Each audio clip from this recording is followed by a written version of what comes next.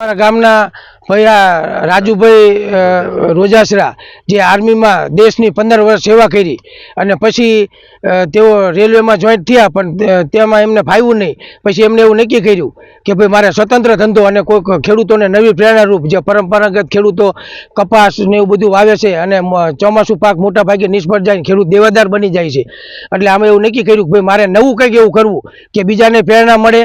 અને હું નિવૃત્ત થયો છું આર્મીમાંથી, તો મારે મારું જીવન ખેતીમાં પરવી અને શાંતિથી જે સ્વતંત્ર જિંદગી જીવી શકું એ માટે તેમને બાગાયત પાક અને ડાળિંબનું વાવેતર કર્યું અને તેનું ફળ મળ્યું. અત્યારે આ 5મું વર્ષ ચાલે છે. 2 વર્ષ કંઈ ઉત્પાદન ન આવ્યું, મહેનત કરી, પણ હવે તેમને સારું છે. અને બહારના માણસોએ ખૂબ જોવા આવે છે, બહારના બીજા જિલ્લાના આવે છે, ગુજરાત બહારના આવે છે અને જોઈ અને પોતે રાજુભાઈ પોતે માર્ગદર્શન આપે છે કે આવું તમે વાવેતર કરો તો સારું ઉત્પાદન મળે. હવે ખેડૂતોને આવા બાગાયત પાકો તરફ વળવું જોઈએ, જુદા જુદા પાકો તરફ, તો જ ખેતી ટકી રહે છે.